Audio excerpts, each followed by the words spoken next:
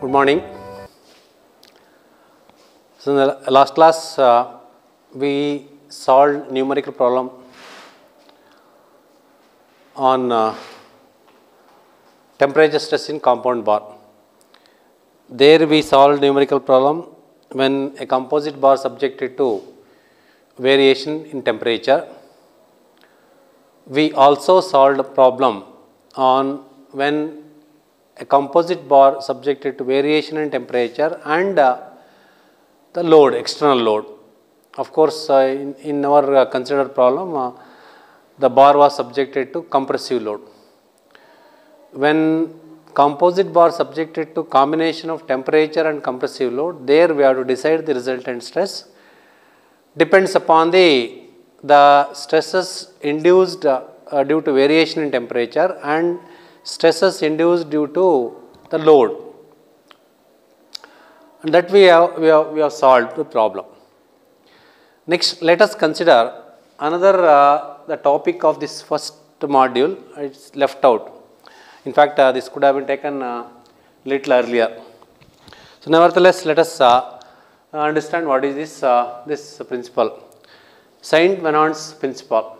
This principle states that except in the region of extreme ends of a bar carrying direct loading, the stress distribution over the cross section is uniform. Except in the region of extreme ends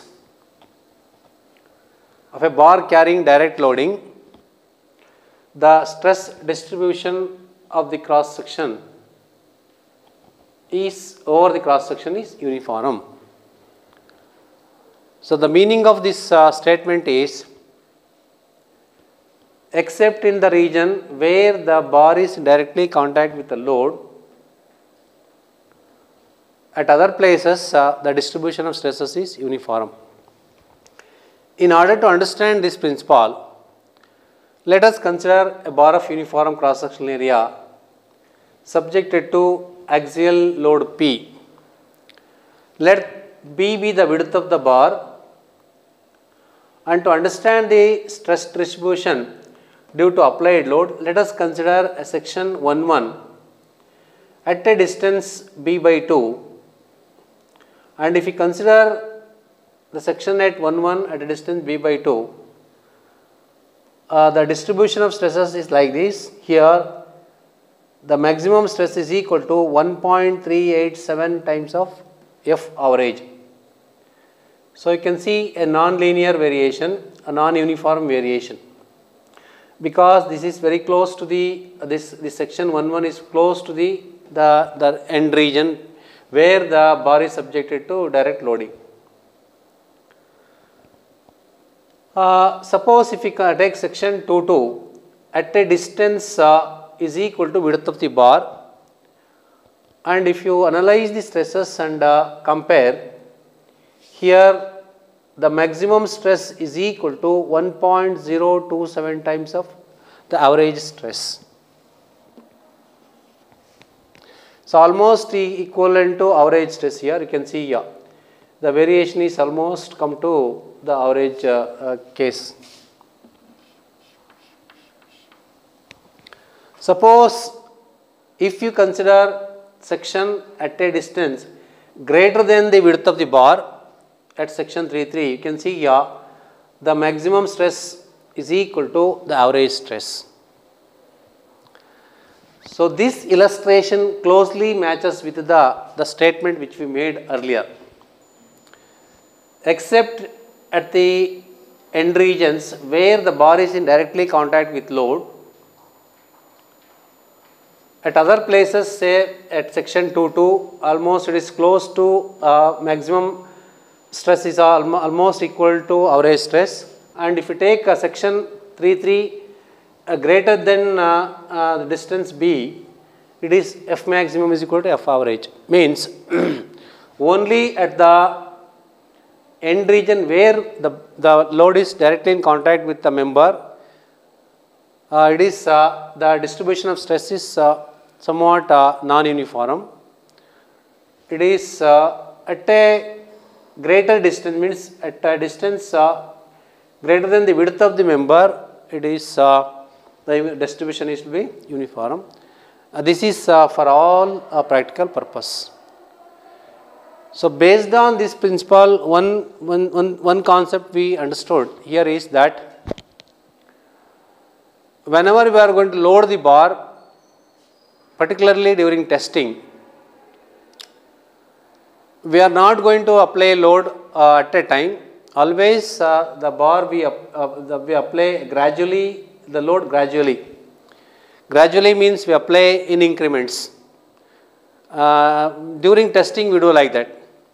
The very objective of applying load gradually for achieving the uniform distribution of stresses throughout the length. If you apply gradually, so one can achieve the uniform distribution of load throughout the member instead of applying sudden loading. So this is about the Saint-Venant's principle. With this, let us conclude this first module.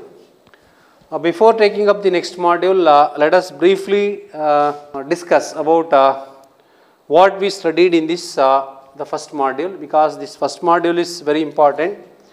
So based on this the first module we understand, and we can move to other modules and also in other subjects in the upcoming semesters. To begin with, we started with the mechanical properties of materials.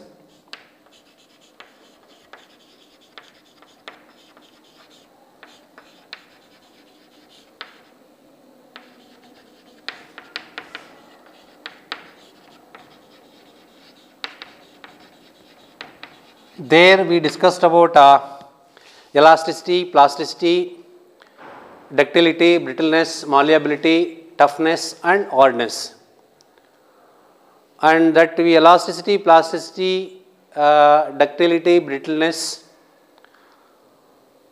malleability, hardness, toughness. By the time I think already you are come across all the properties. If not, shortly we are going to experience in your basic material testing laboratory.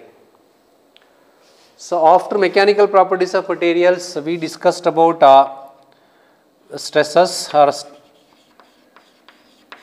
So various stresses encountered in practice are discussed. There it is normal stress, then shear stress.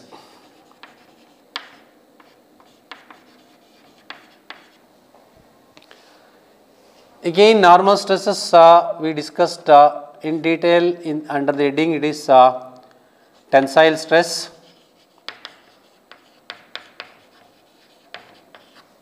and compressive stress.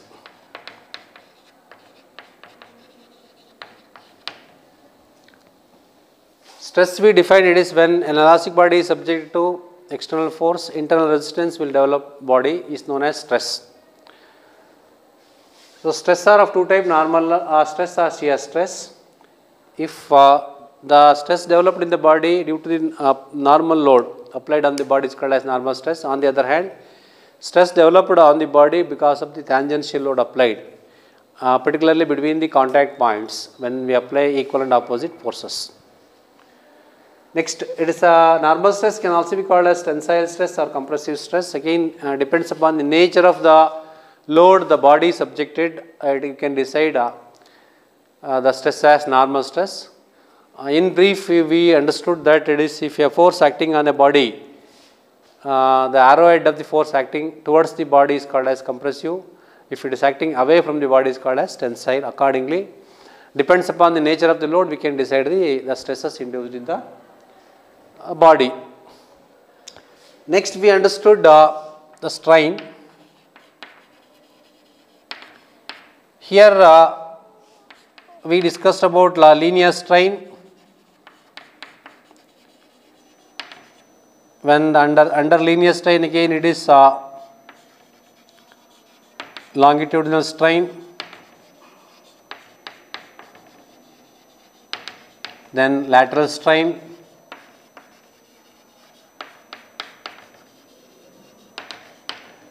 Strain, when an elastic body or a member is subjected to external load,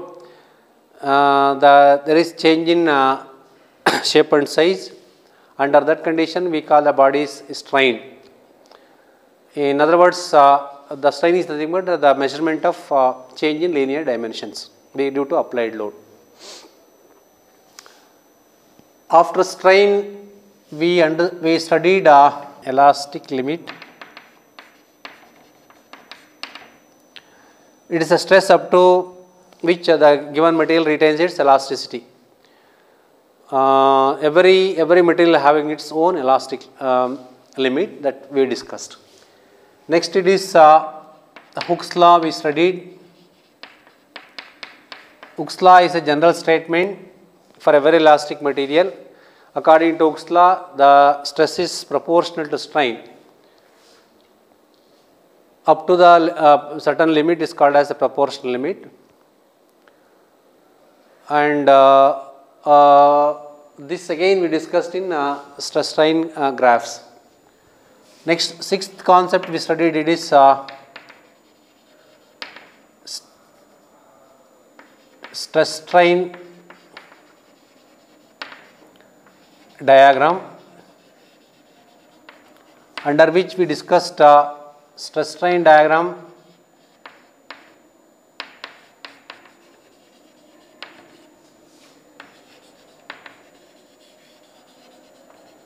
for various materials.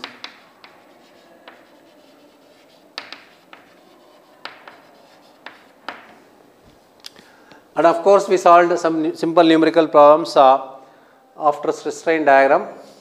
Next, we learnt principle of superposition.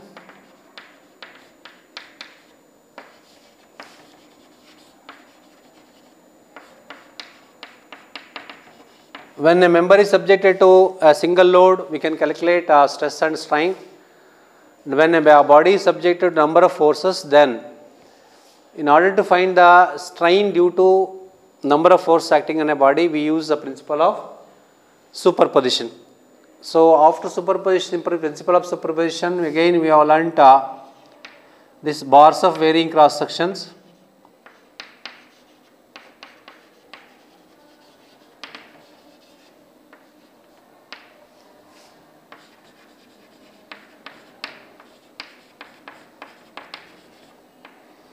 So in bars of varying cross section also, when a bar of varying cross section subjected to axial load, then total change in length is equal to change in length due to various cross section because of the applied axial load. That also we discussed.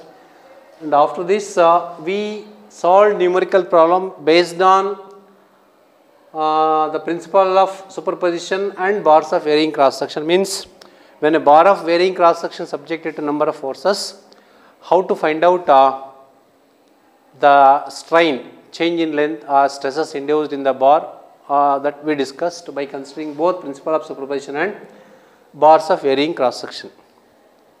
Then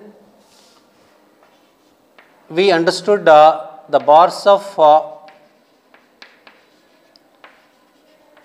uniformly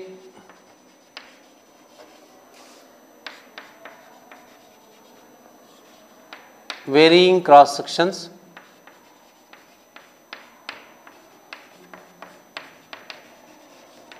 Here we considered a circular bar and a rectangular bar.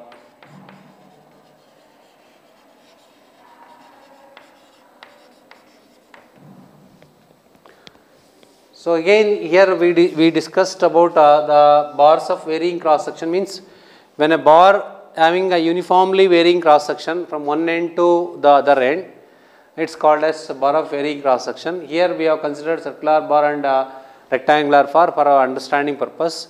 The example for a bar of varying cross section is our typical example is you might be seen at the junction points in streets, at the corners. We can see the the pole which is erected to install high mast light.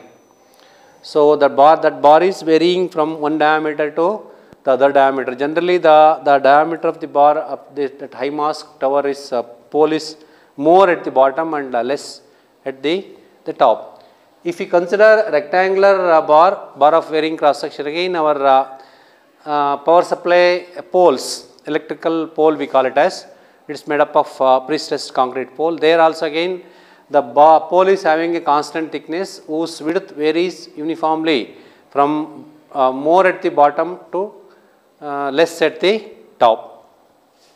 When we come across bar of uniformly varying cross section, how to find out the change in length also we discussed. Again we had come across change in length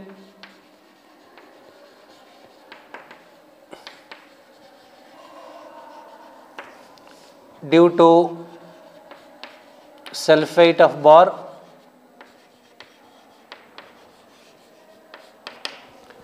There also we discussed that, and here we concluded that so change in length when a bar of uniform cross section subjected to a gradually applied load is, that is delta L is equal to PL by AE. And again here when bar of uniformly varying cross section subjected to axial load, then change in length for a solid circular bar delta L is equal to 4 PL divided by pi E to D1 D2. Again here when a bar of rectangular cross section subjected to axial load, then here again delta L is equal to PL by A minus B into T in E log of A by B, where T is the thickness of bar, A and B are the widths from smaller to larger or larger to smaller, and E is the Young's modulus, P is the applied load, L is the length of the bar.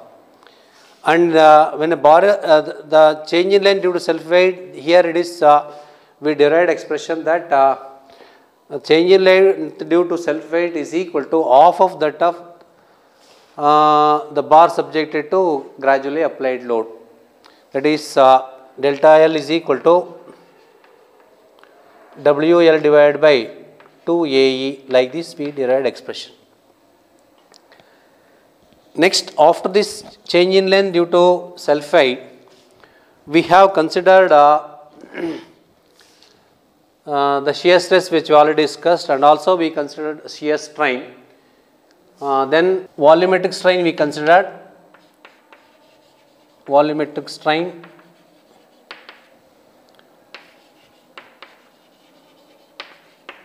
So again in before volumetric strain we also considered the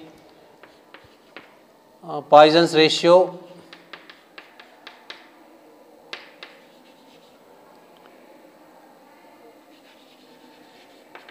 It is defined as the ratio of lateral strain to the longitudinal strain. Always the Poisson's ratio is less than 0.5, like that you proved, along with the volumetric strain expression, that is EV is equal to Fx plus Fy plus Fz that divided by E into 1 minus 2 over m. So this is the general expression we had for the volumetric strain. Along with that, we have proved that Poisson's ratio of material for any given material is always less than 0.5.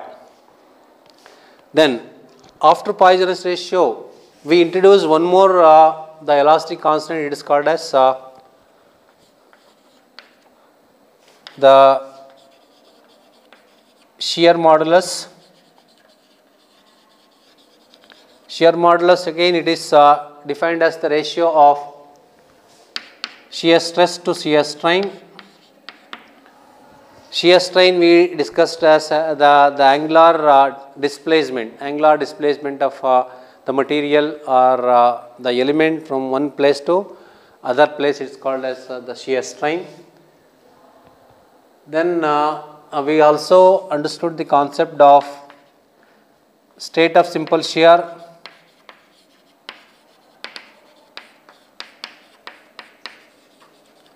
and complementary shear. For this, we have considered a rectangular element fixed at one end and free at the other edge. When this rectangular element subjected to force at the top edge, there is angular displacement. That angular displacement we designated as shear strain. Again, we considered a rectangular element or square element. When the square element subjected to set of shear stress, according to the state of simple shear, a set of shear stress are always accompanied by stress of balancing shear stress that we discussed. Next, we had a relationship between the Young's modulus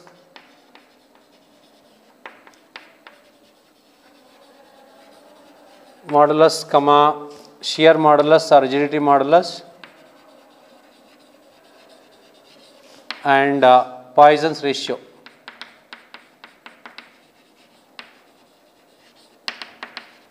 Relationship.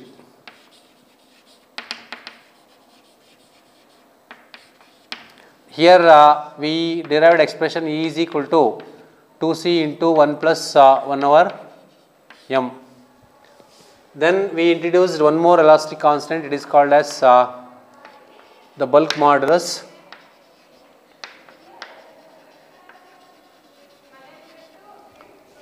Bulk modulus, again we stated bulk modulus, and we had expression bulk modulus is equal to the ratio of direct stress to volumetric strain.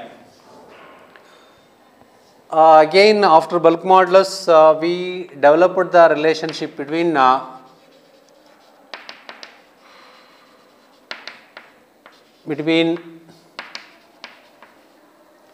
Young's modulus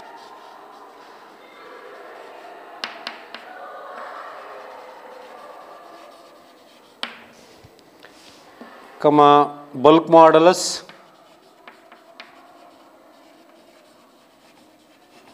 and Poisson's ratio.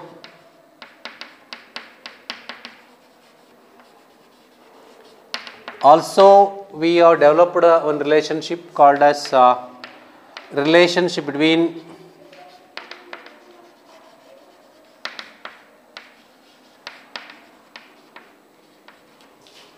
Young's modulus, shear modulus and the bulk modulus.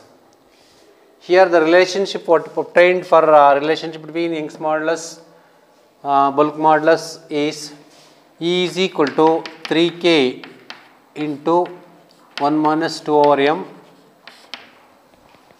and here the relationship obtained for Young's modulus, shear modulus and bulk modulus is E is equal to 9Kc divided by 3K plus C.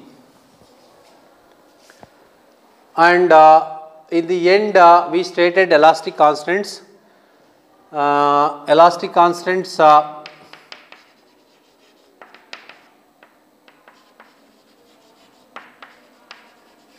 Young's modulus, shear modulus, bulk modulus, and along with the Poisson's ratio is known as elastic constants. So these are the elastic constant. Again, also we have compared the values based on the values of these elastic constants. So order of preference is the first highest value for Young's modulus is Young's modulus, then it is the bulk modulus, and then it is for shear modulus. And again, of course, for Poisson's ratio, the value is always less than 0.5 for all construction materials. Here again we have solved some typical numerical problems to understand and to use these relationships. So after these elastic constants, we passed up to the new topic. It is called as compound bar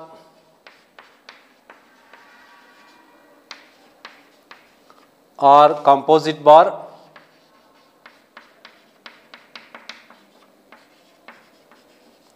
So here we discussed that when bar is made up of more than two materials known as compound bar, it is very much essential for all practical purpose.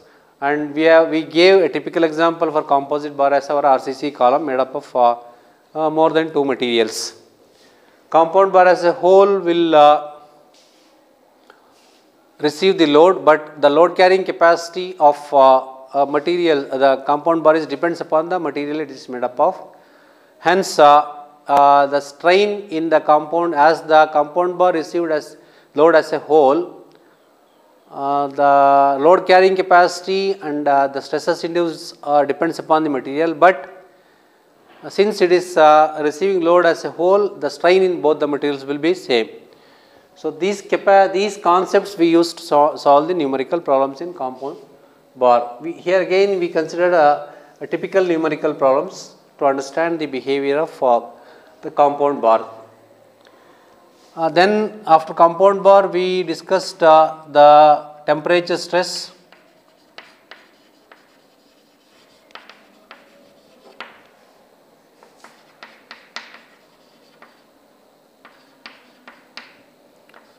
Whenever an elastic body is subjected to variation in temperature, there is expansion or contraction of the bar, depends upon the increase in or decrease in temperature. If this free expansion or contraction is not avoided, and there is no stresses in the body, or means there is no stresses developed in the body. On the other hand, if this free expansion or contraction is prevented partly or fully, then stresses will develop in the body, and that stresses developed in the body due to variation in temperature is known as temperature stress. To remember that it is when free expansion and contraction is not prevented, no temperature stress will develop. When free expansion or contraction is prevented partly or partially or fully, temperature stress will develop in the body. That we understood. Then we had expression for temperature stress. Here the expressions obtained are that is free expansion. Free expansion, that is L into alpha T. Again we had two more expressions here for temperature stress. One is temperature stress F is equal to E into alpha T minus delta L by L. This is for temperature stress when the body is permitted to yield. Yield means when the free expansion or contraction is prevented partially. Free expansion or contraction is prevented partially, then temperature stress developed in the body can be obtained by using this expression F is equal to E into alpha T minus delta by L. Suppose if the free expansion or contraction is prevented fully, then this temperature stress can be obtained by using E into alpha into T. These two expressions we considered, and also we derived these two expressions. So after this we considered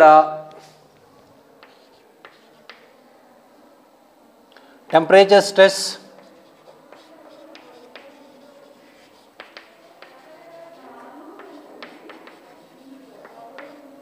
in compound bars.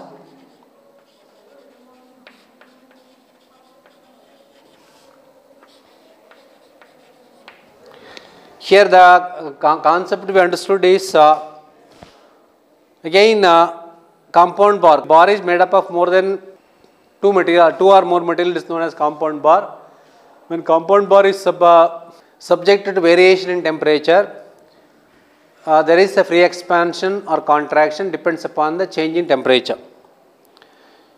The free expansion of the different material depends upon the coefficient of thermal expansion. The material which having higher thermal expansion will expand freely, and the material, because if there is a rise in temperature, the material having a smaller coefficient of thermal expansion will expand less. Based on that, to maintain the compatibility, we generated the expression that compressive force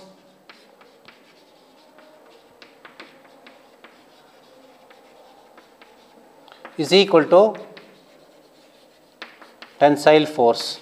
Means compressive force in one material is equal to tensile force in the other material. That is one concept. One more concept is to maintain the compatibility. So one material will expand more, another material will expand less due to rise in temperature, but both are not permitted. One material is not permitted to expand more and another material is not permitted to expand less. A compound bar as a whole will expand together up to a level, it is called as compatibility level, and based on compatibility level we had on an expression, it is called as compatibility equation, that is called L1 into alpha 1 into T minus F1 divided by E is equal to L2 into T F2 by E2. So another expression we had. So this is this expression we had based on the thermal expansion. So here the material 1 having higher thermal expansion, hence it is a negative sign, means compressive force, compressive stress. The material which expand less, there it is we used positive, there it is tensile force and tensile stresses will develop. Based on this concept again we solved numerical problems. Here also we solved numerical problem based on these 3 equations. After that in the end we considered the principle of Saint-Venant's or Saint-Venant's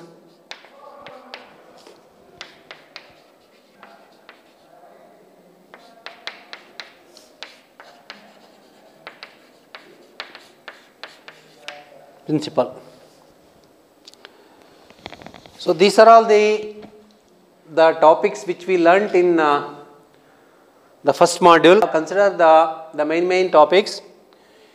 If you we should understand, each one of us should understand all these concepts and all the relations which we come across in all the topics, so that whenever these concepts are required, we can recall the concept and use for application purpose in this strength of material in the forthcoming modules or in the next semesters.